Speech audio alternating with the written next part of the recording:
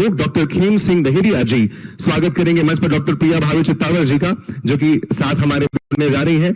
जी हाँ, स्वागत सम्मानित सभी मंचासीन महानुभावों का। आज ये मंच है प्रकृति से संवाद का, सनातन से संवाद का, स्वयं से संवाद का। ये वो संस्कृति है जहां जल केवल जल नहीं, जहां नदी केवल नदी नहीं, जहां प्रकृति केवल संसाधन नहीं बल्कि मां का स्वरूप है। आज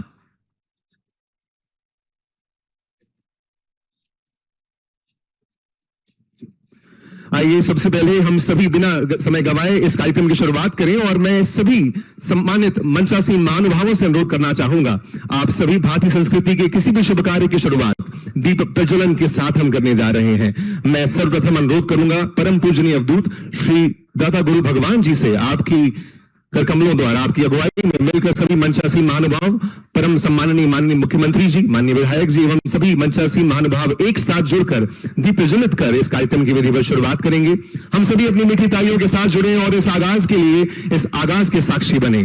भारतीय संस्कृति में किसी भी शुभ कार्य की शुरुआत केवल प्रकाश से नहीं बल्कि अज्ञान से ज्ञान की ओर यात्रा से होती है। दीपक भले ही छोटा होता है लेकिन अंधकार उसका संघर्ष बहुत बड़ा होता है, और आज एक ऐसे ही संघर्ष के साथ हम जुड़े हैं, एक ऐसे व्यक्तित्व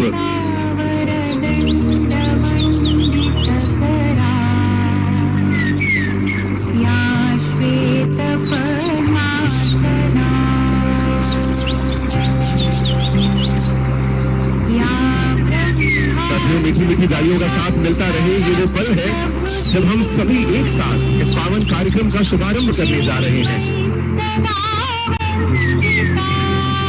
अंधकार से प्रकाश की ओर, अज्ञान से ज्ञान की ओर, भ्रम से सत्य की ओर। साथ ही साथ हमारे युवा प्रतिनिधि डॉक्टर योगिता राय जी मंच पर दीप प्रज्वलन में शामिल हो। आइए सभी मंचासीन महानुभाव अपना स्थान ग्रहण करेंगे और साथ ही साथ हम सभी जानते हैं किस रूप में अब ये कार्यक्रम अपने उस सुंदर स्वरूप के बने। जोरदार तालियां आप सभी की ओर से मिले हमारे माननीय मुख्यमंत्री जी का आगमन जिस रूप में हमारे साथ मिला है, ये न केवल इस कार्यक्रम को एक अलग गति, एक अलग शक्ति प्रदान करता है। आइए हम सभी साथ जुड़े और हम सभी जानते हैं कि भारतीय संस्कारों में अतिथि का स्वागत केवल एक औपचारिकता नहीं होती बल्कि सम्मान और साथ ही साथ अपनत्व के भाव की अभिव्यक्ति है। आज का स्वागत भी विशेष है क्योंकि यहां सम्मान केवल एक पौधे मात्र से नहीं बल्कि जीवन के उस संदेश के मात्र से हम करने जा रहे हैं। आइए हम आगान से हमें सदैव प्रेरणा प्राप्त होती है। श्रीमती मंजुला तिवारी जी, चांसलर MGU, मैं अनुरोध करूंगा माननीय माता जी में से पधारे एवं आज के इस कार्यक्रम में हम सभी के बीच पधारे अखंड निराहारी परम पूजनीय अवधूत श्री दाता गुरु भगवान जी का स्वागत करें। हम सभी जोरदार तालियों से स्वागत का हिस्सा बने। ये बेहद खास पल हम सभी के लिए है जहां परम आदरणीय माता जी शॉल श्रीफल भेंट कर परम पूजनीय गुरु जी का यहां पर स्वागत करेंगी और हम सभी मिलकर के स्वागत के साथ जुड़े की तालियों की करतल ध्वनि की आवाज हम सभी तक लगातार पहुंचते हुए यहां साथ जुड़े। आइए आज शॉल श्रीफल एवं औषधि पौधे के माध्यम से यह स्वागत होगा और उसी के साथ साथ मैं स्वागत के बाद हमारे युवा प्रतिनिधि योगिता राय, चिराग एवं जंबीरन गहलोत से अनुरोध करूंगा आप मंच पे पधारें एवं साथ आकर हम सभी के बीच परम पूजनीय अवधूत श्री दादा गुरुजी भगवान का स्वागत करें। आइए हम सभी साथ जुड़े, जोरदार तालियों का साथ मिलना चाहिए।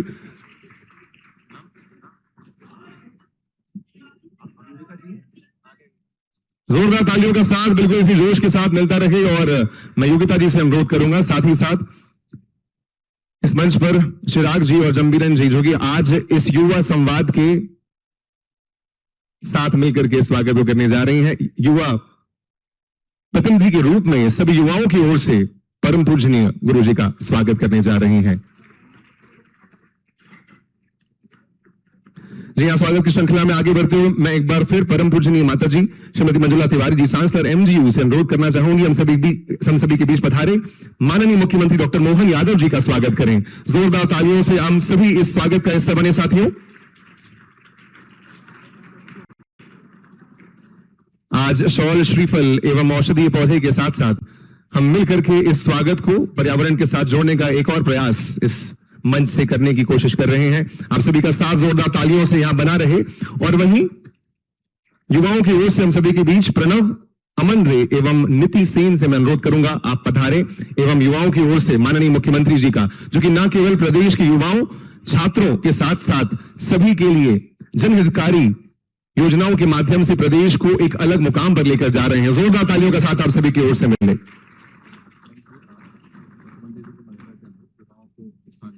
जी हां, आइए साथ बढ़ते हुए मैं इस मौके पर हम सभी के बीच प्रो चांसलर एमजीयू इंजीनियर गौरव तिवारी से अनुरोध करूंगा आप आए एवं माननीय विधायक रामेश्वर शर्मा जी का स्वागत करें, उन्हें पुष्पगुच्छ भेंट कर। आइए।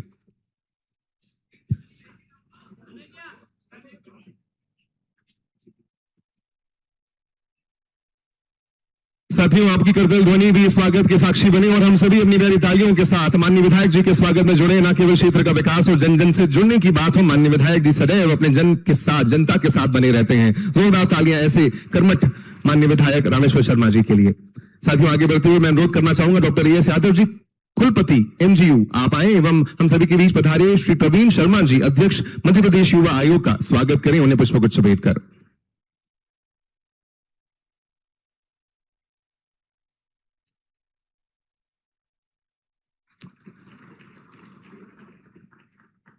स्वागत की श्रृंखला में मैं अनुरोध करना चाहूंगा ऑनरेबल इंजीनियर गौरव तिवारी जी से आप पधारे एवं डॉक्टर खेम सिंह डहेरिया जी, चेयरमैन निजी विश्वविद्यालय विनियामक आयोग, हमारे बीच पधारे हैं। उनका स्वागत करने हेतु हम साथ जुड़े।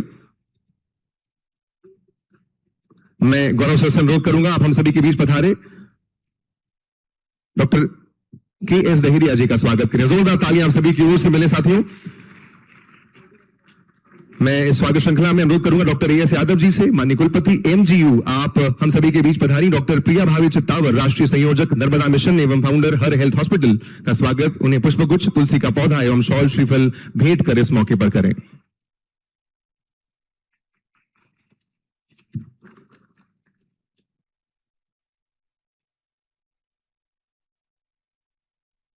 साथियों, स्वागत हो चुका है, सम्मान हो चुका है और अब समय है उस विचार का जिसके साथ हम सभी युवा एक साथ हमेशा जुड़ते हैं। एक ऐसे व्यक्तित्व जिन्होंने मानसरोवर ग्लोबल यूनिवर्सिटी को न केवल संस्कृति, धर्म बल्कि दूरगामी सोच के साथ जोड़ा।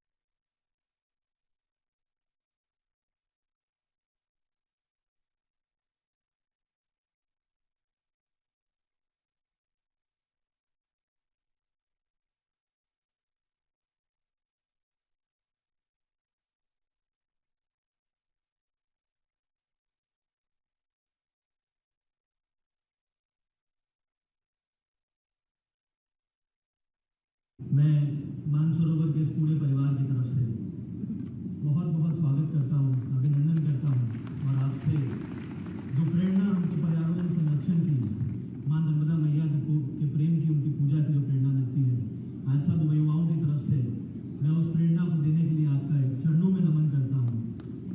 आज हमारा इस पावन बेला में आपका पधारना हमारे मानसरोवर समूह के लिए बड़ी गरिमा का विषय है। धन्यवाद, मैं आपका पुनः पुनः बार बार धन्यवाद करता हूँ। साथ में मध्य प्रदेश के यशस्वी मुख्यमंत्री जी का भी मैं आज इस मंच पर स्वागत करता हूँ। और आज का दिन विशेष इसलिए है क्योंकि कल 15 अगस्त के दिन ही माननीय मुख्यमंत्री जी ने आह्वान किया कि वर्ष 2027 को हम युवा दिवस के रूप में मनाएंगे और ये सौभाग्य हमारा कि उसके अगले दिन ही हमको आज युवा संवाद करने का और माननीय मुख्यमंत्री जी के यहाँ होने का मौका मिला। मैं सभी युवाओं की तरफ से न केवल मुख्यमंत्री जी का स्वागत करता हूँ पर उनको धन्यवाद भी देता हूँ कि वो युवाओं के विषय में इतना सोचते हैं और आने वाला समय जिस स्पीड से मध्य प्रदेश में इंडस्ट्रीज और कंपनीज आ रही हैं, आने वाले समय में मध्य प्रदेश का कोई भी युवा बेरोजगार नहीं रह जाएगा। ऐसा हमारे इस मध्य प्रदेश की व्यवस्था हमारे माननीय मुख्यमंत्री जी ने बना दी है, उसके लिए बहुत बहुत आभार। साथ में बैठे हैं हमारे इस क्षेत्र के विकास पुरुष, हमारे अभिभावक आदरणीय विधानसभा हुजूर के विधायक जी श्री रामेश्वर शर्मा जी का भी मैं प्रणाम करके स्वागत करता हूं। इस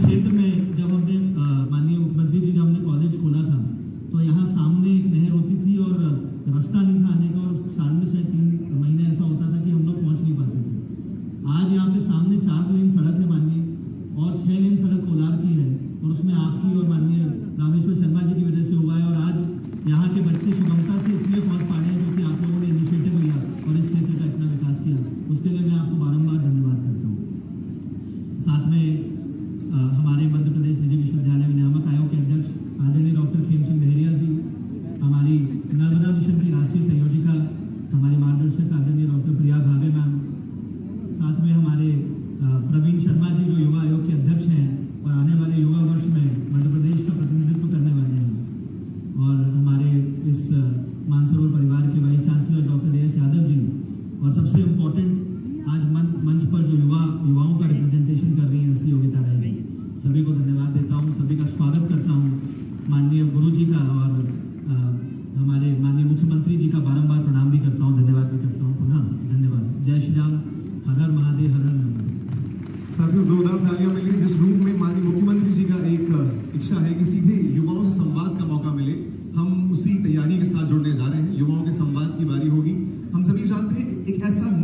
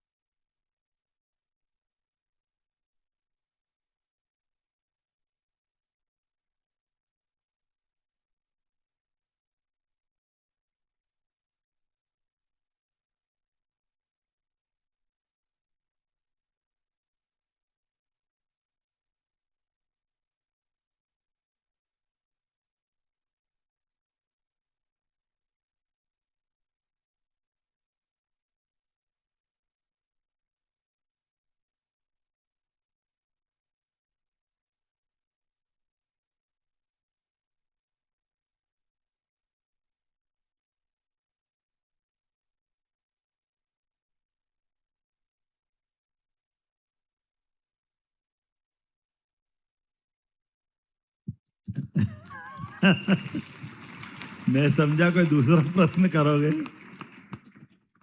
आप ये बताओ, आपने आजादी के पहले हमारे बहुत सारे नाम देखना, आजादी के बाद भी पढ़ने के साथ हमारा करियर बनाना ये हम सबका सपना हो सकता है, लेकिन हमारे जो राष्ट्रीय स्वयंसेवक संघ के प्रचारकों का अगर आप इतिहास देखोगे, वो हमसे कई गुना ज्यादा पढ़े लिखे हैं, लेकिन राष्ट्र कार्य के लिए पूरा जीवन कुर्बान कर देते हैं।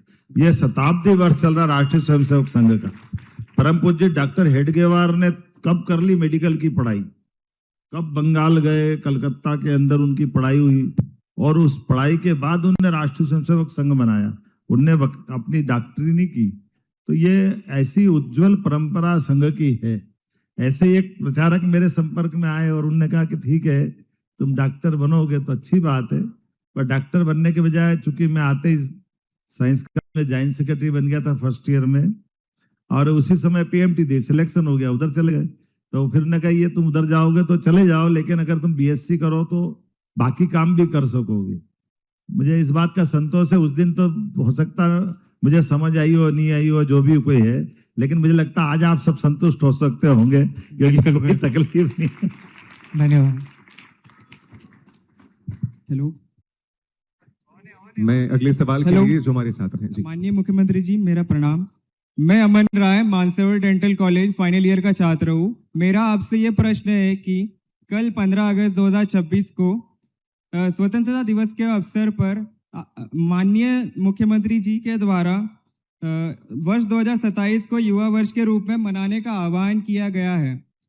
मैं माननीय मुख्यमंत्री जी से यह जानना चाहता हूँ कि उनकी युवाओं से क्या अपेक्षा है और नव वर्ष के लिए उन्होंने क्या नवकार अपनाना है। युवाओं के लिए भगवान राम के काल से लगा करके आज तक, आपको मालूम है राम राज्य कहाँ से आया? भगवान राम के जीवन में विश्वामित्र जब उनके घर आए और महाराज दशरथ और वशिष्ठ से बोला कि ये जंगल के अंदर जानवर के भी तरह राक्षसों का उत्पात है और ये कई सारे ऋषि मुनि अपने दैनंदिन के कार्यकलाप नहीं कर पाते। ऐसे में वो युवा अवस्था में ही थे भगवान राम एक तरह से, और ऐसे में राम लक्ष्मण के माध्यम से न केवल वहां सभी निशाचर मारे गए, बल्कि भगवान राम का दुनिया ने एक अलग रूप देखा जो आगे जाकर के माता जानकी को अपनाने का हुआ है। और भगवान कृष्ण का भी ऐसा ही है। भगवान कृष्ण ने कंस को घर में से मार करके अपने उस दौर के कंस के राज का अंत किया। हमारे देश के अंदर भी चंद्रशेखर आजाद, भगत सिंह, नेताजी सुभाष चंद्र बोस, ये लंबी परंपरा है जिन्हें देश को आजादी दिलाई। तो आज के इस अवसर पर जो दुनिया का सबसे युवा देश अगर कोई है तो भारत है, और भारत में वो क्षमता योग्यता है जो दुनिया के नंबर 1 देश बने। इसलिए युवा वर्ष घोषित करने के लिए हमारा सबका प्रण है। ये युवा प्रदेश है, देश युवा है। ऐसे में हमारे युवाओं के लिए उनके मन में वो नौकरी पाने वाले नहीं, नौकरी देने वाले बने, उनकी क्षमता योग्यता के बलबूते पर। हमारे लिए आज युवाओं का अगर मैं मन में बात रखूंगा तो आपके सामने भी बात ध्यान में आएगी। अब्दुल कलाम जी के शब्दों में, जो सपने दिन में देखता और पूरे करने का दम रखता है वो अपने जीवन का लक्ष्य तय करता और वो युवा होता है। मैं अपनी ओर से बधाई देना चाहूंगा। आज इस अवसर पर जब दुनिया का सबसे युवा देश माननीय प्रधानमंत्री के नेतृत्व में ताकत के साथ चल रहा है, तो युवाओं के लिए हमारी सरकार बहुत सारे प्रकार से काम कर रही है। और ये बात भी सही है कि आज का समय युवाओं की तरफ हम देखते हैं तो पूरे वर्ष सरकार के तो 52 से लेके 55 मंत्रालय है, लेकिन सब वर्गों में से कल्याण की अगर बात करेंगे तो कल्याण करने के लिए हम सब मिलकर के सारे विभागों में भविष्य में भी अपने घर के अंदर भावी पीढ़ी माता पिता के सपनों को सार्थक करती है। मुझे पूरा भरोसा युवा, हमारा पूरा देश, युवा प्रदेश देश को भी आगे ले जाएगा और मध्य प्रदेश को भी आगे ले जाएगा। इसलिए पूरा वर्ष हमने युवाओं के नाम पे डिक्लेयर किया। जी हाँ, सर्वप्रथम माननीय मुख्यमंत्री महोदय को मेरा प्रणाम है। साथ ही साथ मंचासीन बैठे सभी अतिथि को भी मेरा प्रणाम है। महोदय, मेरा प्रश्न यह है कि हमने प्रायः देखा है कि आप इतनी बिजी लाइफस्टाइल में भी, इतनी बिजी शेड्यूल होते हुए भी आप अपनी हेल्थ को हमेशा प्रायोरिटाइज करते हैं। तो मैं चाहूंगा कि आप हमें भी कुछ ऐसा मार्गदर्शन दें ताकि हम भी अपने लाइफस्टाइल में इनको सम्मिलित कर पाए। देखिए, हमारे पास समय की पाबंदी अगर हम करें, रोज दिनक्रम बनाएं, तो हम अपने सब चीजों को बहुत सहजता से कर सकते हैं। जैसे आपके पास में सिलेबस होता पूरे साल की पढ़ाई का, आप अपने प्रत्येक दिन अच्छे से पढ़ लोगे तो आपको परीक्षा में तनाव नहीं आएगा। ऐसे अपने दिन का दिनक्रम बनाते समय हमारा सोना, खाना, पीना अगर जरूरी है, उतना ही व्यायाम करना भी जरूरी है, उतना ही पढ़ना भी जरूरी है। तो हमारे जीवन के समय की नियमितता में मुझे इस बात का संतोष है कि मैं बाकी कामों के साथ नियमित रूप से योग और व्यायाम को जरूर समय देता हूं। मुझे इस बात का संतोष है। उसके कारण से परमात्मा की दया से अभी तक कोई डायबिटीज नहीं, अभी तक कोई भी दूसरी हार्ट की या कोई बीमारी नहीं, आंखों पे चश्मा भी नहीं लगा। परमात्मा की कृपा है। यह हमारे सबके लिए अपने इस शरीर की साधना करने के लिए जरूर समय निकालना चाहिए। धन्यवाद। जी हाँ। गुड मॉर्निंग सर, मैं Tanvi Viyogi BMS second professional year की छात्रा हूँ। मेरा सवाल ये है कि आप इंडिया के top most educated chief minister हैं, इतने बिजी लाइफ में आप सब कैसे मैनेज करते हैं?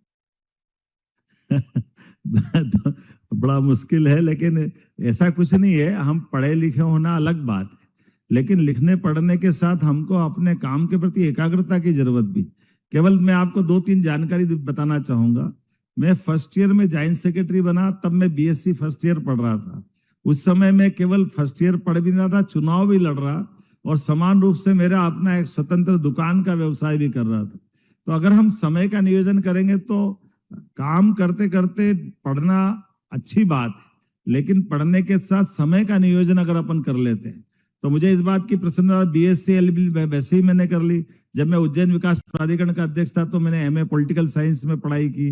बाद में जब टूरिज्म कॉर्पोरेशन का चेयरमैन तब मैंने एमबीए किया, बाद में पीएचडी की। तो अपने पास में पढ़ने का मतलब समय का नियोजन, आप जो भी काम कर रहे हो उसको केवल अपनी जिंदगी के इस पार्ट तक पढ़ना और उससे नौकरी पाली और खत्म कर दी, इसकी जरूरत नहीं। जीवन भर पढ़ना चाहिए। मैं स्वाध्याय आज भी करता हूं और आपसे भी निवेदन करता हूं कि आप जरूर पढ़िए, किताबें साथ रखिए और आगे बढ़िए। जीवन भर आपका ये विद्याधन जीवन में आपको कभी नष्ट नहीं होता है और आगे बढ़ने की प्रेरणा देता है। मंच पर उपस्थित सभी मान्यवरगण एवं अतिथियों को मेरा सादर प्रणाम। मैं डॉक्टर जयेश बारी मानसरोवर डेंटल कॉलेज में कार्यरत हूँ। मेरा माननीय मुख्यमंत्री जी से ये सवाल है कि मुख्यमंत्री जी, आप मध्य प्रदेश के औद्योगिक गतिविधियों को निरंतर बढ़ावा देने का प्रयास कर रहे हैं। मैं ये जानना चाहता हूँ कि इन बड़े उद्योगों से मध्य प्रदेश के युवाओं को कितना लाभ होगा। देखिए, ये मैं दो तरह से बताना चाहूंगा कि हमारे यहाँ राज्य के अंदर उद्योग धंधों की हमारी वैसे तो 3 कैटेगरी है। वैसे तो बहुत सारी चीजों से रोजगार मिलता है, लेकिन अपने राज्य के अंदर की जो संभावना है हम उस पे सब पे काम कर रहे हैं। उदाहरण के लिए आपको अगर उद्योग की बात करूंगा तो उद्योग हेवी इंडस्ट्री में नई टेक्नोलॉजी के बलबूते पर हमारा माइनिंग से लेकर बहुत सारे प्रकार की संभावना है, फूड प्रोसेसिंग से लेकर सभी क्षेत्रों में। लेकिन ये एमएसएमई अर्थात लघु मध्यम इकाई अगर आप लगाने जाते हो या कुटीर उद्योग लघु उद्योग तरफ चलोगे तो हमने रोजगार परक उद्योग के लिए, अगर जैसे आप अंदाज लगा लो कि आप रेडीमेड गारमेंट्स की इंडस्ट्री में आप लगाना चाहते हो तो हमारा प्रयास है बिजली, पानी, भूमि, रजिस्ट्रेशन का शुल्क, लगाने वाली लागत के ब्याज की छूट वो तो हम देंगे ही, वो सब इंडस्ट्री में देते हैं। लेकिन लेबर आधारित अगर रोजगार देने वाली इंडस्ट्री अगर आप लगाते हो तो प्रति लेबर 5,000 रुपये महीना 10 साल तक भी हम देने को तैयार है, ताकि रोजगार परक कामों को बढ़ावा देना ये हमारा सबका काम। उद्योगपति का उद्योग चले वो अलग बात है, लेकिन वहां वो रोजगार देकर बाकी लोगों की जिंदगी अच्छी कर दे, इस पे हम काम कर रहे हैं। और उसमें भी खासकर बहनों को काम मिले। आपको ध्यान होगा लाडली बहनों को हम 1,500 देते हैं, लेकिन लाडली बहना अगर इंडस्ट्री में रेडीमेड गारमेंट्स में या इस प्रकार से काम करती तो उनको 5,000 रुपये महीना इंडस्ट्री में देने को तैयार है, क्योंकि बाकी डिफरेंस अमाउंट उद्योगपति दे देगा। तो एक लाडली बहना को 10,000, 12,000, 14,000, 15,000 तक कमाने का उनको मौका मिल जाता है। बल्कि अभी तो हमने और संशोधन कर दिया। आपकी जानकारी के लिए लेबर एक्ट में संशोधन करा माननीय मोदी जी के लिए, जोरदार ताली बजाएं श्रीमान नरेंद्र मोदी जी के लिए, जिन्होंने इतने सारे प्रकार से बदलाव कराए। उस बदलाव को हमारी सरकार ने अंगीकार कर लिया। लेबर एक्ट ये कहता है कि एक व्यक्ति 8 घंटे काम करेगा, कोई बात नहीं, तो 8 या 24 3 पाली करेंगे तो 24 घंटे काम कर सकते कोई इंडस्ट्री। लेकिन अगर किसी ने कहा मैं 8 की जगह 12 घंटे काम करता हूँ, 10 घंटे काम करता हूँ, तो अगर वो 12 घंटे काम करके 4 दिन में 848 अगर वो पूरा कर लेता है तो 3 दिन उसको घर के लिए मिल जाते पूरे। कोई गांव वाला हो तो गांव चले जाएगा, कुछ काम करके आ जाएगा।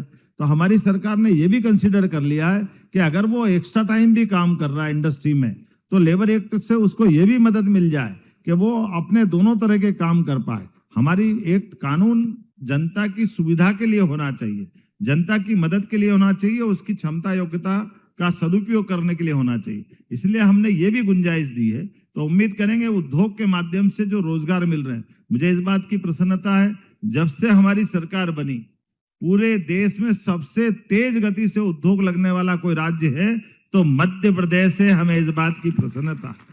और भोपाल तो और भाग्यशाली है, हमने अपनी GIS दूसरी बार यहाँ कर रहे हैं और सदगड़ी अपना नया इंडस्ट्रियल कॉरिडोर आपके यहीं से दिखाई देता है। ये भोपाल अपना निवेशकों की दृष्टि से भी अब हमारा बहुत आकर्षक डेस्टिनेशन हुआ है। मैं उम्मीद करूंगा आपके माध्यम से। और आखिरी बात, उद्योग रोजगार पाने वालों का नहीं, रोजगार देने वालों को बनाने का मार्ग है। और हमने प्रण लिया कि हमारे राज्य के युवाओं को उद्योगपति बनाने की दिशा में हम आगे बढ़ेंगे ताकि वो कई लोगों को रोजगार दे सके।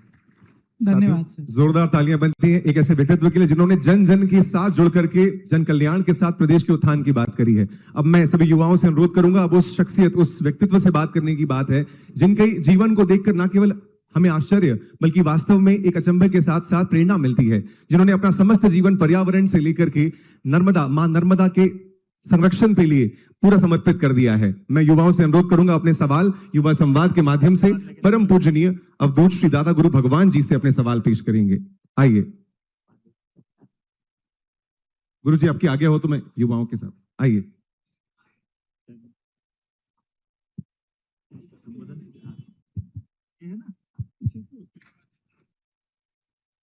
आइए हम कुछ प्रश्न से पहले युवाओं को है ना, गुरु एक दृष्टि देता है और आज ऐसे ही युवा संवाद में एक दृष्टि एक विचार देने के लिए मैं उस माँ के द्वार से यहाँ पर पूछा। हर युग सदी में गुरु ने यदि कुछ दिया है तो वो एक दृष्टि दी है, एक नजर दी है। हर युग सदी में यदि गुरु ने कुछ दिया है तो एक विचार दिया है, और युग सदी साक्षी है कि जब जब गुरु और गोविंद के मुख से कोई विचार निकला, वो विचार केवल जीवन का आधार नहीं, वो जग का आधार, जीवन का आधार। एक विचार जगत का आधार, एक दृष्टि में समाई वो सृष्टि भी है। ऐसे ही आज युवा संवाद, युवा हर युग सदी में, चाहे बात धर्म स्थापना किया है, धर्म जागरण किया है, धर्म रक्षा किया है, घर के संचालन किया है या विश्व के संचालन किया है, युवा ही उस बिंदु पर, केंद्र पर प्रधान रहा है। और निश्चित आज पूरे भारतवर्ष में एक संयोग ही है कि कल हमने आजादी का महोत्सव मनाया, स्वतंत्रता दिवस मनाया, और भारतवर्ष में एक राज्य जो मां नर्मदा के द्वार पर है और उस राज्य का नेतृत्व करने, प्रदेश का नेतृत्व करने वाले एक युवाओं के चहेते भी हैं। एक ऐसा विचार राजा के चित्त के अंदर आया कि पिछला वर्ष किसान के लिए समर्पित कर दिया, ध्यान देना, और ये आने वाला समय जो है वो युवाओं के लिए समर्पित कर दिया। और इस भारत के सनातन धर्म, संस्कृति और हमारा जो भी आधार है वो एक किसान है और दूसरा वो युवा है। बिना युवा के, बिना किसान के हमारी कोई भी व्यवस्था, चाहे विकास की हो और चाहे हमारी अर्थव्यवस्था हो, प्रबंधन हो, सब कुछ हमारा युवा पर और किसान पर है। जैसे हम एक नारा देते, जय जवान जय किसान, तो ये इतिहास में अपने आप ये पहला अवसर आ रहा है कि जब एक प्रदेश का नेतृत्व करने वाला मुख्यमंत्री एक तरफ पूरा वर्ष किसानों के लिए समर्पित करता है तो दूसरा वर्ष युवाओं के लिए समर्पित करता है। आज जहां पर आज दुनिया तकनीकी के क्षेत्र में बहुत आगे निकल रही है, चांद पर पहुंचने की बात हो गई, आज युवा, अक्सर हम देखते हैं कि नहीं, तकनीकी के क्षेत्र में एआई, आर्टिफिशियल इंटेलिजेंस, लेकिन आज हम इस युवा संवाद में कि जहां एआई और तकनीक के साथ विकास की बात हो रही है और जहां दुनिया में संक्रमण और आपदाओं का दौर चल रहा है पूरे विश्व में, और पूरा विश्व जब संक्रमण और आपदाओं के दौर में कि जीवन कैसे सुरक्षित होगा, जीवन कैसे व्यवस्थित होगा, इस वर्तमान समय में सारी दुनिया की नजर यदि कहीं पर है तो वो भारत पर है और भारत की जीवन शैली और भारत की संस्कृति पर है। दुनिया में केवल एक ऐसा देश है जिसने दुनिया को एक दृष्टि दी है। हर एक राष्ट्र की एक संस्कृति होती है, जीने का ढंग होता है। दुनिया के अंदर हर एक राष्ट्र की एक संस्कृति है, लेकिन दुनिया में केवल एक संस्कृति ऐसी है, एक कल्चर ऐसा है जो अर्थ और नेचर से जुड़ा है, जो अर्थ और नेचर से जुड़कर जीने की बात करता है। दुनिया में एक ऐसी संस्कृति जिसने दुनिया को वो दर्शन दिया, एक ऐसा धर्म, एक ऐसी संस्कृति जिसने दुनिया को दर्शन कराया। हमारी भारतीय सनातन हिंदू संस्कृति में और धर्म में वो पद्धति है जो आज दुनिया को आवश्यकता है। एक ऐसी संस्कृति जो प्रकृति और धरा पर केंद्रित है। और हम केवल प्रकृति और धरा पर केंद्रित जीवन की बात नहीं करते। दुनिया के अंदर भारत केवल ऐसा है कि जो धरा, अर्थ और नेचर से जुड़कर जीने की बात हमने नहीं की। हमने तो व्यवस्था और विकास भी प्रकृति और धरा पर केंद्रित होकर की है। और हमने केवल जिया ही नहीं, हमने दुनिया के समक्ष उदाहरण दिया है। आज देश का एक एक युवा केवल घर का संचालन के लिए और जीवन के संचालन के लिए नहीं, आज दुनिया को भारत के उन युवाओं की आवश्यकता है जो आज दुनिया में कई उच्च स्थानों पर विश्व का संचालन कर रहे हैं। और आज हर एक के मन में आता है, और आज सारी दुनिया हमारी ओर देख रही कि इस भारत के पास ऐसी कौन सी शक्तियां हैं जो इतने भीषण संक्रमण और आपदाओं के दौर में, इतनी विषम परिस्थितियों में भी हम धीरे धीरे आगे बढ़ रहे हैं। विकास के साथ हम धीरे धीरे आगे बढ़ रहे हैं। कौन सी शक्तियां हैं जो संक्रमण और आपदाओं में ये भयमुक्त जीवन को जी रहे हैं। आज हम युवाओं के बीच में इसीलिए मां की प्रेरणा से आए और हमेशा भ्रमण करते कि हमें आज उन शक्तियों पर चिंतन करना होगा जो जीव जगत का आधार है। हम आज उन शक्तियों पर चिंतन करने के लिए बैठे हैं जिन शक्तियों ने हमारे जीवन, हमारी व्यवस्था, हमारे विकास, सब कुछ उन्हीं शक्तियों पर है। हमारे पास वो शक्तियां हैं जो हमारे कुल और वंश का संचालन तो करती आई है, लेकिन हमारे पास वो शक्तियां हैं जो समय आने पर हमारे हाथों से, जिन शक्तियों ने विश्व का संचालन किया, हमारे पास वो शक्तियां हैं जिन शक्तियों की दम पर हम विश्व का संचालन करते और विश्व गुरु कहलाते हैं। आज प्रत्येक युवा एआई के इस युग में, आर्टिफिशियल इंटेलिजेंस, तो एआई हमारा सहायक तो हो सकता है, लेकिन आज देश का युवा को हम एनआई की तरफ ले जाना चाहते हैं, जिसको नेचुरल इंटेलिजेंसी बोलते, एनआई की तरफ हम। एआई तभी सफल होगा जब उसमें हम एनआई को जोड़ेंगे, प्राकृतिक बुद्धिमत्ता। यदि कोई दुनिया को दे सकता है तो वो केवल भारत का युवा दे सकता है, इसके अलावा दुनिया में कोई भी नहीं दे सकता है।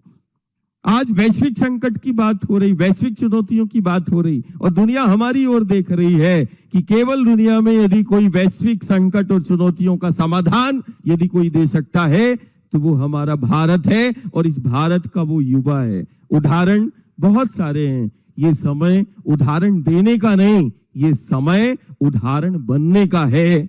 और आज वास्तविक में एक ऐसी संस्कृति, एक ऐसा धर्म जिसने कभी प्रदर्शन नहीं किया, आज सारी दुनिया में अपनी शक्ति, अपने बलों का प्रदर्शन करती हुई दुनिया नजर आ रही है। लेकिन दुनिया में एक ऐसा है भारत जिसने कभी अपने बल का, शक्तियों का प्रदर्शन नहीं किया। हाँ, हमने शक्तियों का प्रदर्शन तो नहीं किया, लेकिन हमने उस बल का और उन शक्तियों का दर्शन जरूर किया है, और हमने दुनिया को उन शक्तियों का दर्शन कराया है। आज युवा उन शक्तियों पर चिंतन करे और उन शक्तियों की निकटता में सबसे बेहतर जीवन की हमें कल्पना भी करना है, और हमें उन संकट और चुनौतियों का समाधान भी करना है। बात केवल एक दृष्टि की है, वो कौन सी शक्तियां हैं जो हमारे केवल जीवन का ही आधार नहीं, वो जगत का आधार है। और हमें गर्व है कि इस देवभूमि भारत में वो शक्तियां प्रत्यक्ष हैं। हमें गर्व है अपनी संस्कृति पर, हमें गर्व है अपने उस धर्म पर जिसने वो हमें दर्शन कराया, और उन शक्तियों की निकटता से जुड़कर जिसने हमें जीना सिखाया। और हमें गर्व है उन्हीं शक्तियों के कारण परमात्मा ईश्वर अवतार लेता है। एक बच्चे ने प्रश्न किया, युवा ने, कि परमात्मा ईश्वर अवतार क्यों लेता है? तो हमारे अंदर आया, हमने एक ही वाक्य में उसको, युवा को उत्तर दिया कि जो जीव जगत का आधार है उसी के लिए परमात्मा ईश्वर का बारंबार अवतार होता है। तो दूसरा युवा ने फिर प्रश्न किया कि क्या जीव जगत का आधार है? तो मैंने उस युवा को बोला, देखो इस धरा को, ये धरा के लिए वो अवतार हो गया, कभी धेनु के लिए वो अवतार हो गया, इस धरा के लिए ही तो परमात्मा ईश्वर गुरु और गोविंद अवतार लेता है, और वो बीच में आता है। शक्तियां वो कौन सी है इस देव भूमि भारत में जो प्रकट हुई, और हमने शक्तियों को प्रत्यक्ष पाया है। एक युवा ने बोला कि नहीं दादा, आपके पास कौन सी शक्ति है, आप वायु पर चलते हैं, जल पर रहते हैं। मैंने कहा शक्तियां जो इस देवभूमि भारत में जन्म लिया है उसको जन्म से वो शक्तियां प्राप्त है। आज तो बोले दादा कौन सी शक्तियां हैं। मैंने उनको, उस युवा को बोला, मैंने कहा देखो हमारे पास गंगा है, हमारे पास यमुना है, हमारे पास गोदावरी है, हमारे पास नर्मदा है। दुनिया के लिए ये नदियां हैं। हमने तो नदियों के रूप में शक्तियों को प्राप्त किया है। ये भारत की शक्तियां हैं, नदी नहीं। और आज प्रत्येक युवा को हम बोलते हैं कि हमारी संस्कृति है, हम नदी से संवाद करते हैं। दुनिया देख रही है, आज लाखों करोड़ों लोग एक नदी के तट पर जाते हैं और नदी से प्रार्थना करते हैं। हाँ, हम नदी से प्रार्थना करते हैं और हम केवल नदी को पूजते नहीं, हम नदी से संवाद भी करते हैं। दुनिया कहती है ये नदियों का देश है और हम कहते हैं ये शक्तियों का देश है, जो नदियों के रूप में शक्तियां प्रकट हुई। ये भारत का सामर्थ्य है। ये मध्य का सामर्थ्य यदि है तो वो नर्मदा से है, वो क्षिप्रा से है। ये नदियां नहीं, ये शक्तियां हैं। गुरु और गोविंद ने दृष्टि दी। ऐसे आज हम युवा को वो दृष्टि और विचार, उन्हीं शक्तियों की निकटता में आज देश का ही विज्ञान जगत नहीं, हम तो दुनिया के उन चिकित्सकों को आमंत्रित करते हैं कि वो आए, जो प्रकृति पर केंद्रित जीवन शैली और जो प्रकृति पर केंद्रित, धरा पर केंद्रित, पेड़ पहाड़ों पर केंद्रित व्यवस्था और विकास की बात करता है। आज हम यदि एआई के युग में है, आर्टिफिशियल इंटेलिजेंस की हम बात कर रहे हैं कि एआई सब कुछ कर देता है, लेकिन एआई के साथ आज युवा को एनआई की भी आवश्यकता है, जो प्राकृतिक बुद्धिमत्ता की आवश्यकता है। और दुनिया को यदि प्राकृतिक बुद्धिमत्ता यदि कोई दे सकता है तो वो इस देश की वो संस्कृति दे सकती है।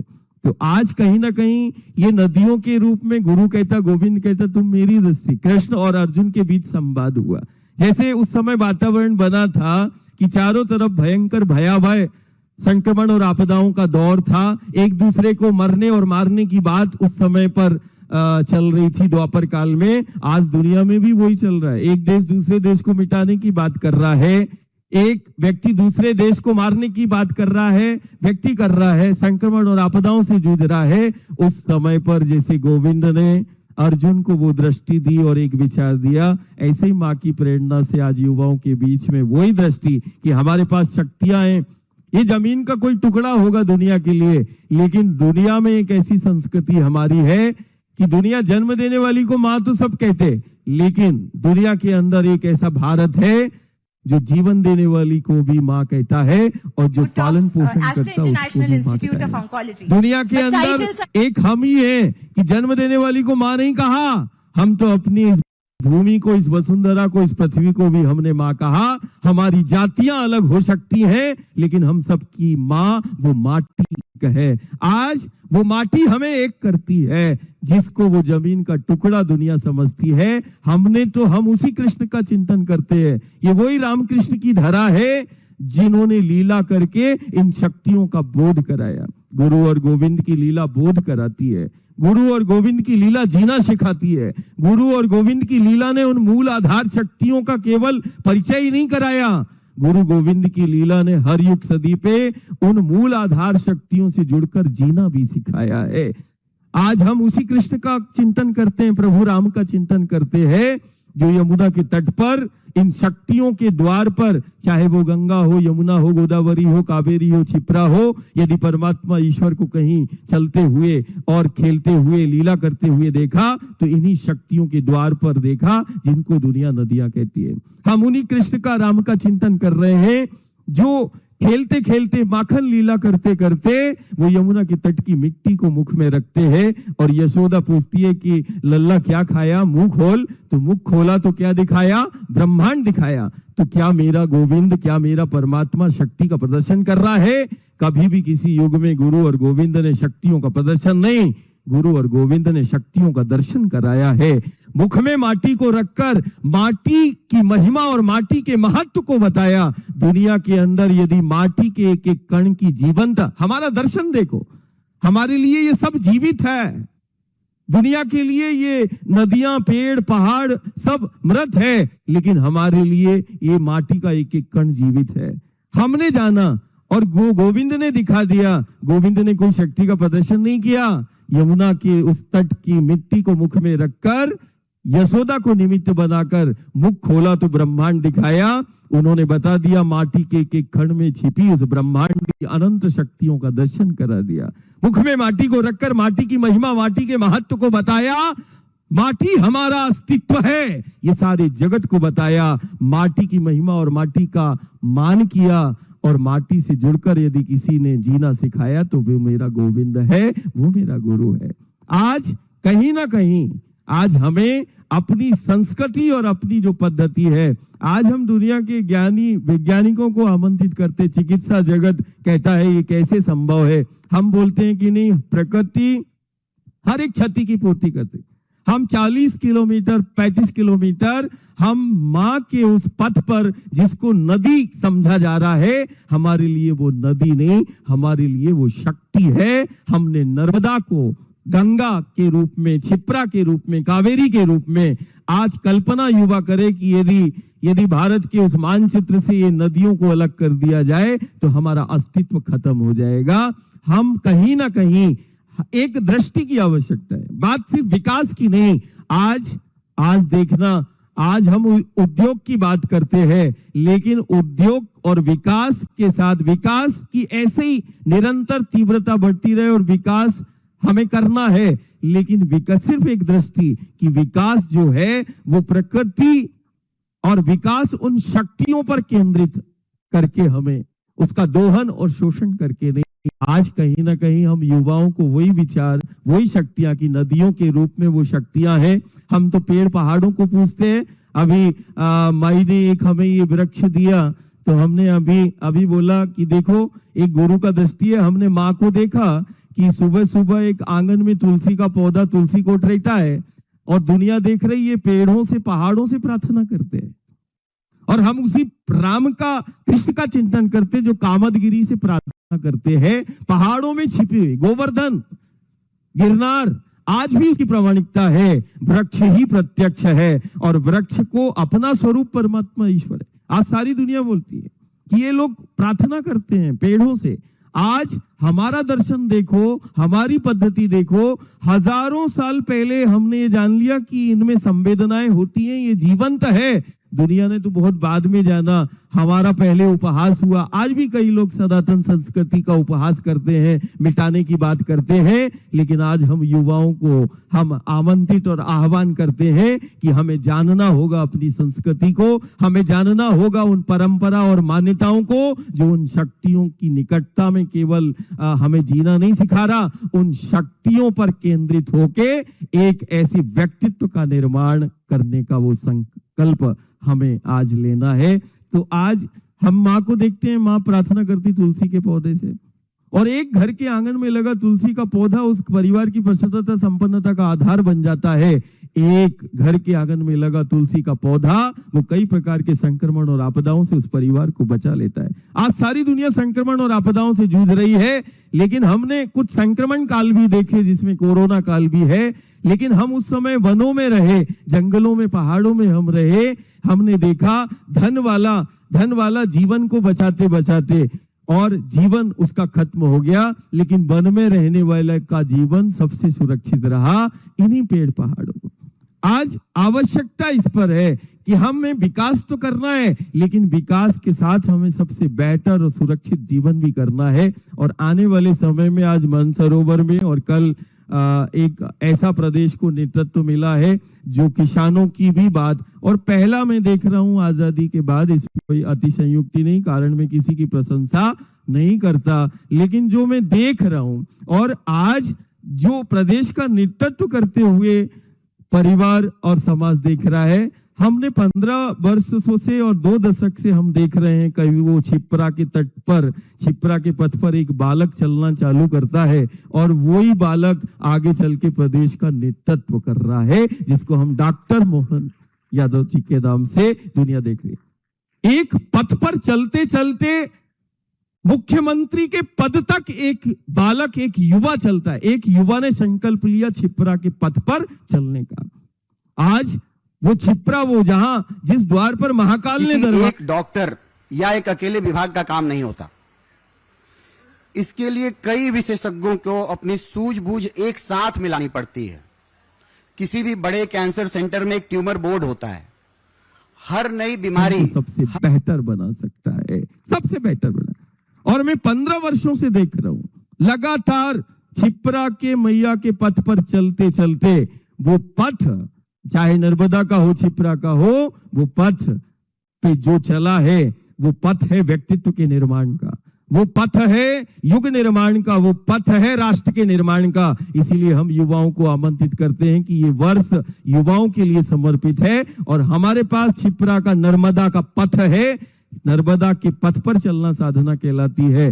व्यक्तित्व के निर्माण से राष्ट्र निर्माण तक और वैश्विक संकट जैसे चाहे जलवायु परिवर्तन हो, संक्रमण आपदा हो, यदि कोई समाधान दे सकता है तो वो देश का युवा दे सकता है। और मध्य प्रदेश गौरव, और हम सब युवाओं को आह्वान करते हैं और हमें ऐसा नेतृत्व मिला है कि आज लाखों करोड़ों युवाओं की वो मध्य प्रदेश आने वाले समय में एक प्रेरणा युवाओं का केंद्र बिंदु बन जाए। इसीलिए आने वाले समय में हर एक युवा उस पथ का पथिक बनेगा जिस पथ पर चलते चलते व्यक्तित्व का निर्माण और राष्ट्र के निर्माण में मध्य प्रदेश का, मध्य भारत का युवा अपना योगदान और अपनी भूमिका को सुनिश्चित करेगा। तो कुछ प्रश्न युवाओं के हैं। हम प्रकृति भाव प्रदान होती है, बहुत कम समय रहता है, हमारा तो जीवन ही है, तो लेकिन कुछ समय हम संवाद युवा पूछ सकते हैं। जी हाँ, मैं सीधे युवाओं को जोड़ना चाहूंगा और बहुत सारा कार्यक्रम भी है ना? जी हाँ, परम पूजनीय दादा गुरुजी के चरणों में मेरा प्रणाम एवं सभी मंचासीन अतिथियों को मेरा प्रणाम। मेरा नाम आशुतोष पालीवाल है। मैं मानसरोवर महाविद्यालय के तृतीय शैक्षणिक वर्ष का छात्र हूं। तो मेरा प्रश्न यह है कि जी हाँ साथियों, इस बात का हम भी ख्याल रखें कि न केवल आज जो वक्तव्य हमें मिला है उसे केवल ताली मात्र से नहीं बल्कि अपने जीवन में एक बदलाव हम जरूर करें, जिस रूप में हम पर्यावरण को देखते हैं, ना केवल संसाधन बल्कि उन्हें मां का स्वरूप माने। आइए मैं सीधे युवा को जोड़ता हूं आपसे। मेरा प्रश्न ये है कि विकास और पर्यावरण संरक्षण, अक्सर ऐसा देखा गया है कि दोनों एक दूसरे के विरोधी है। तो क्या ऐसा डेवलपमेंट मॉडल प्रेजेंट है जिसके द्वारा आर्थिक प्रगति भी हो और पर्यावरण संरक्षण भी हो? देखो, अभी जो विकास की बात आ रही है हमारी पाश्चात्य संस्कृति और पाश्चात्य सभ्यता से हम देख रहे हैं, जिन्होंने एक संसाधन के रूप में देख रहे हैं इन पेड़ पहाड़ों को। लेकिन हमारी शुरू से इस देवधरा भारत की जो पद्धति रही है, चाहे जीवन की बात आए, व्यवस्था की बात आए या विकास की बात आए, तो सारी दुनिया में केवल एक भारत है जो प्रकृति पर केंद्रित केवल जीवन शैली की बात ही नहीं करता, प्रकृति पर केंद्रित, इस धरा पर केंद्रित जो है व्यवस्था और विकास का मॉडल यदि कहीं देखने को मिला है दुनिया को तो वो भारत है। आज कहीं ना कहीं जब विकास की बात आती है तो ये संसाधन बना दिए गए, चाहे वो नदियां हो, जंगल हो, पेड़ हो, पहाड़ हो, धरा को, हमें दुनिया को हम ही दृष्टि दे सकते हैं। और सबसे पहले उस दृष्टि की हमें भी आवश्यकता है कि विकास करना गलत नहीं है, विकास की चरम सीमा तक हमें पहुंचना है, लेकिन विकास के साथ साथ हमें उन मूल शक्तियों पर केंद्रित, उनका संरक्षण और संवर्धन के साथ उनकी निकटता और उनका समन्वय। इसीलिए हमने युवा को अभी बोला कि एआई का युग चल रहा है और एआई तो है लेकिन एनआई की तरफ हमें जाना होगा। एआई प्लस एनआई, मुझे लगता है कि जब प्राकृतिक बुद्धिमत्ता के साथ हम विकास की बात करेंगे, प्रकृति से जुड़कर हम विकास की बात करेंगे तो हम बहुत अच्छा मॉडल दुनिया को दे सकते हैं। और इसी के लिए ये संवाद है। तो प्रकृति केंद्रित हम व्यवस्था और विकास की बात दुनिया में यदि किसी ने की है तो वो भारत ने ही की है, और भारत की उन परंपराओं में दिखता भी है, जीवन में भी दिखता है। जी हाँ साथियों, एक और अंतिम सवाल, चूंकि समय सीमा का ख्याल रखते हुए मैं अनुरोध करूंगा। सभी वरिष्ठ जनों को मेरा प्रणाम। आदरणीय गुरुजी, मेरा नाम कुहू माहेश्वरी है। मैं बीएमएस फाइनल ईयर की छात्रा हूँ। गुरुजी, मेरा सवाल से ये है कि नर्मदा केवल एक नदी नहीं, मध्य प्रदेश की जीवन रेखा और आस्था का केंद्र है। अगर नर्मदा नदी को साफ रखना है तो उसमें हम विद्यार्थी और आम आदमी क्या संरक्षण और भूमिका निभा सकते हैं? सबसे बड़ी बात आज की आवश्यकता की समाज को दिशा देने की बात आए या समाज को सबसे बेहतर बनाने की बात आए तो युवाओं का ही है। और जैसे मध्य प्रदेश की सिर्फ जीवनदायिनी नहीं, मध्य प्रदेश की चाहे वो विकास की बात हो, चाहे आर्थिक पक्ष हो, चाहे आत्मनिर्भरता की बात हो, तो एक वो शक्ति ही है जिसके कारण हम आत्मनिर्भर है। और आज आवश्यकता उन मध्य भारत के प्रत्येक युवाओं को है कि उन शक्तियों का संरक्षण और संवर्धन में अपना भूमिका और अपना योगदान को हमें सुनिश्चित करना है। बहुत छोटे छोटे से जीवन में वो रहते हैं। स्वच्छता, आज कभी किसी ने कल्पना नहीं की होगी कि स्वच्छता भी एक अभियान होगा। आज राष्ट्र का नेतृत्व जो कर रहे हैं, आज सबसे बड़ा मिशन लेके चल रहे, कभी स्वच्छता की बात, कभी उन शक्तियों के संरक्षण संवर्धन की बात। युवा यदि चाह ले कि चाहे वो हम जब उन शक्तियों के, चाहे छिपरा के तट पे जाए, नर्मदा के तट पर जाए, हम कहीं ना कहीं अपने निजी जो हम उपयोग में साधन संसाधन या हम खाद्य पदार्थ या जो भी हम ले रहे हैं, यदि हम अपने साधन संसाधनों को सीमित कर दें तो मुझे लगता है ये बहुत बड़ी प्रकृति की नर्मदा मैया की सेवा हो जाएगी। और कहीं ना कहीं युवा जरूर आज संकल्प ले कि समाज को और उन तटों को प्लास्टिक और पॉलीथीन से मुक्त कर दे। युवा जरूर संकल्प ले कि हम जो भी आहार हम लेंगे वो जैसे आज खेती की हम बात कर रहे हैं, कृषि की हम बात कर रहे हैं, तो युवा यदि संकल्प ले ले कि नहीं हमें मिट्टी को जहर मुक्त करना है, तो और जो किसान बिना रसायन के जो खेती कर रहा, अन्न कर रहा है, हम उसी अन्न को लेंगे, तो मुझे लगता है कि वो बहुत बड़ी धरा की भी सेवा हो जाएगी। और हमने अक्सर देखा कि गंगा जी, नर्मदा जी का जब शुद्धिकरण की बात आती है तो केवल नालों की बात आती है, लेकिन ये शोध का विषय है कि 70% घातक रसायन जो है वो रासायनिक खेती से होता है। और यदि प्रदेश का युवा वो जाग जाए और रसायन मुक्त यदि कृषि की ओर यदि वो चला जाए तो नर्मदा जी 70% उसका शुद्धिकरण हो जाएगा, घातक जो रसायन मिल रहा है उससे मुक्त हो जाएगा। तो हम मध्य प्रदेश के युवा को कि वो प्लास्टिक पॉलीथीन का प्रयोग करना बंद कर दे, रसायन मुक्त, माटी को जहर मुक्त करने का हमें संकल्प लेना है। और एक प्रदेश का युवा यदि एक पेड़ लगाने का संकल्प ले ले तो मुझे लगता है धरा और नर्मदा की सबसे बड़ी सेवा हो जाएगा। तो आज का पहला ये संवाद, और ये पूरा ही भारतवर्ष में पहला राज्य है जो युवाओं के लिए समर्पित हमारे मुख्यमंत्री जी ने किया है। और ये पूरा वर्ष हम उस धरा के लिए, धेनु के लिए, उन शक्तियों के लिए समर्पित करेंगे और सबसे बेहतर विकास के साथ सबसे बेहतर जीवन का उदाहरण मध्य प्रदेश का युवा देगा। नर्मदा मैया की जय। इसी वाणी के साथ साथियों ये पल है, मैं चाहूंगा कि एक बार तालियों के साथ साथ हम भी ये संकल्प आज लें। आज माननीय मुख्यमंत्री जी के कर कमलों से प्रारंभ हो रहा है और आज इस अवसर पर हमारे इस कार्यक्रम में उपस्थित मुख्य अतिथि हमारे छत्तीसगढ़ के यशस्वी और लोकप्रिय मुख्यमंत्री माननीय विष्णुदेव साय जी हमारे आज के कार्यक्रम की अध्यक्षता कर रहे। इस छत्तीसगढ़ को सजाने संवारने का काम जिनके नेतृत्व में 15 सालों में हुआ, ऐसे छत्तीसगढ़ के विकास पुरुष, छत्तीसगढ़ विधानसभा के अध्यक्ष और 15 सालों तक मुख्यमंत्री के रूप में छत्तीसगढ़ की सेवा करने वाले आदरणीय डॉक्टर रमन सिंह जी हमारे बीच में, हम सबों के वरिष्ठ नेता, इस क्षेत्र के लोकसभा सांसद और छत्तीसगढ़ सरकार में मंत्री के रूप में जिन्होंने लंबे समय तक छत्तीसगढ़ की सेवा की, ऐसे आदरणीय बृजमोहन अग्रवाल जी हमारे बीच में, केयर ग्रुप के सीईओ श्री पवन कुमार जी हमारे बीच में, इस रामकृष्ण केयर की जिन्होंने स्थापना किया। और आज मुझे बताए थे कि स्वर्गीय प्रदीप दवे जी जिनका कैंसर से निधन हो गया था, डॉक्टर संदीप दवे जी के भाई साहब, उनके स्मृति में आज आपने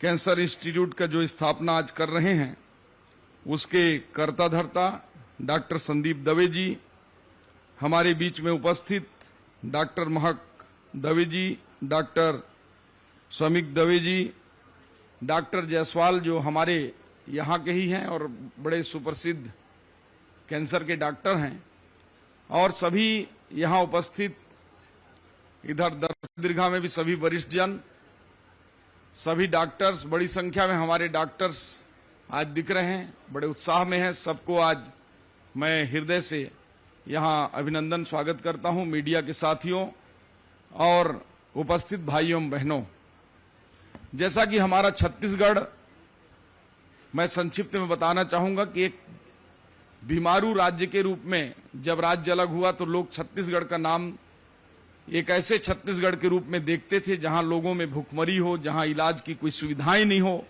लेकिन एक ऐसे योद्धा के रूप में हमारे 15 सालों तक छत्तीसगढ़ का नेतृत्व करने वाले डॉक्टर रमन सिंह जी ने एक मेडिकल कॉलेज से बढ़ाकर 10 मेडिकल कॉलेज स्थापित करने का जो सफर तय किया और छत्तीसगढ़ में बस्तर के सुकमा से लेकर बलरामपुर तक की स्वास्थ्य सुविधाओं का विस्तार करने का काम किया।